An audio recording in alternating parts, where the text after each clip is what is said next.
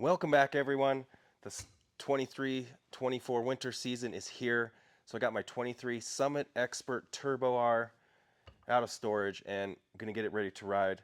Today I'm going to be talking about the P drive service. So we're going to disassemble this P drive, inspect everything, clean it up, lube the rollers, look at the spring, and then we're going to reassemble and this sled's going to be ready to ride.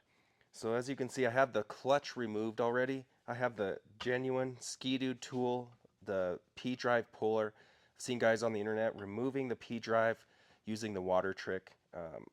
I don't think that's a good idea. The puller itself is really cheap, and once you get it off the snowmobile using the water trick, then what? We need the puller to spread the fixed half from the sliding half. I'm going to show you how to do that. Now we have to break the taper, which means that the fixed half and the sliding half are on a taper. It's actually the cushion that's pressed into the fixed half. So I have the Ski-Doo P-drive clutch puller threaded into it, and I just hold the clutch like this, my hands on the sliding half, and I bounce it off the concrete. Hit the puller against the concrete. And as you can see, we're separated now. Now before we disassemble, I want to show you the balancing marks. Here's an arrow on the spider, a little circle on the sliding half, and this line on the fixed half. And when we reassemble, we'll make sure all those line up. So now, sliding half is separated. I just got this new little tool. It's just a little holder so we can take the bolts out of the cushion. This is actually the normal P-drive tool. I have the new one. It's at my house, so the old one works. This little stand just holds it, so you don't have to try to hold it while we break these Torx bolts loose on the cushion or the harmonic balancer. Pretty cool to see how it works.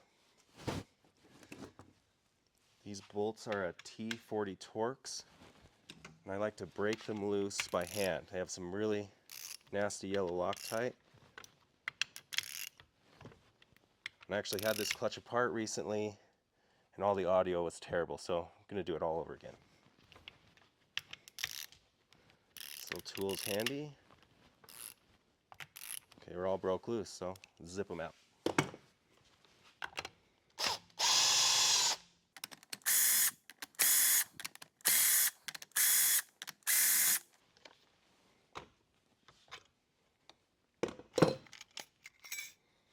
Here's the cushion and a little spacer. And that's it.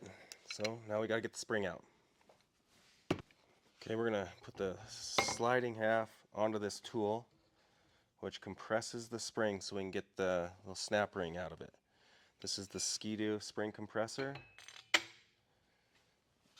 And this guy.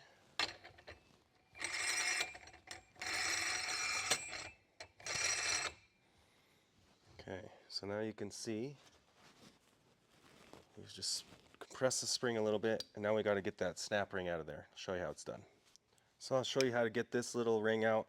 It can be kind of tricky, but once you kind of know the steps, it's pretty easy. I use 2 flathead screwdrivers. I'm doing it at a funny angle so you can see.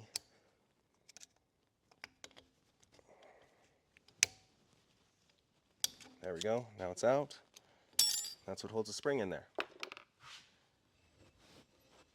Let's unthread this. This is impossible to do without the spring compressor. It's a lot of force on that spring. I wouldn't even try it without the tool. So here we go. The spring is out. Top of the spring cup, that little ring we just pulled out. And here's the spring. Now I did order a new replacement spring, same part number.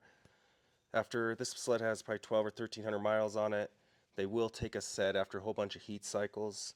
And they're so cheap that as maintenance, I just put a new spring in it before the season. So I have a new spring coming, should be here any day now, and we'll throw it in there. Spider comes out. This one's really clean now. We already washed it for a video, and audio sucked, as I said before, so this one's clean. I'll show you how we cleaned it. We sprayed it off with the pressure washer, and then scrubbed it by hand with Dawn dish soap. Also pulled these pins out and greased it with this cool little tool we got on the internet. These take Isoflex grease, which is unique. The TRA clutch required no lubrication. These have needle bearings in them. These feel really good now with that new grease, so it's ready for another season. And we just make sure the ramps are free. These rollers spin nice. This clutch is ready to rip. So now we're ready for reassembly. I'm going to really quick show you how we pull these. It's the rollers and the spider that require the grease. Ski-Doo has a little tool. Pull the bolt out as demonstrated by my dad. Thread this little tool in here and we can drive the pins out. This gives you something to drive with instead of using a bolt. But they come out really easy. And ever since Gen 5, when we have the new integrated clutch cover and the CVT is self-contained, I haven't seen the belt temperatures that we used to, and the P-drive parts are lasting a really long time. A lot cleaner, stays a lot cooler, so that's been a huge improvement. Okay, we're going to go back together now. Remember the alignment marks I was talking about. This is the sliding half. Hard to see, but here's the little circle for the balancing mark. And we're going to line it up with the arrow on the spider. Just make sure the rollers are in the correct spot. Pay attention when you disassemble. And okay, that's ready. We'll put the old spring back in now. Wait for my new one to show up.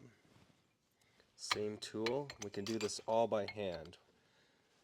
Don't need any tools. Put the snap ring back in.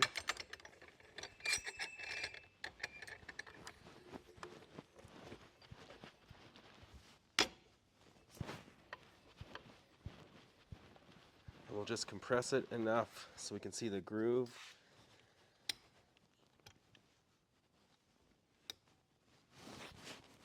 There it goes.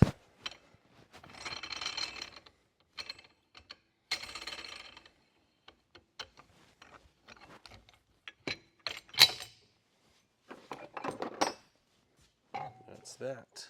Make sure we're still in frame here. We are. Now we can put our cushion back on. The harmonic balancer. Start these all by hand and I can run them in. The old zippy gun.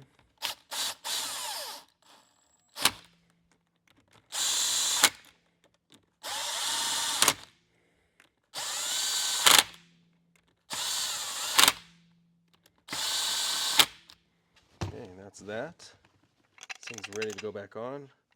All our rollers are spinning freely. This clutch is clean, ready to rip. It's the line on the fixed half. Arrow.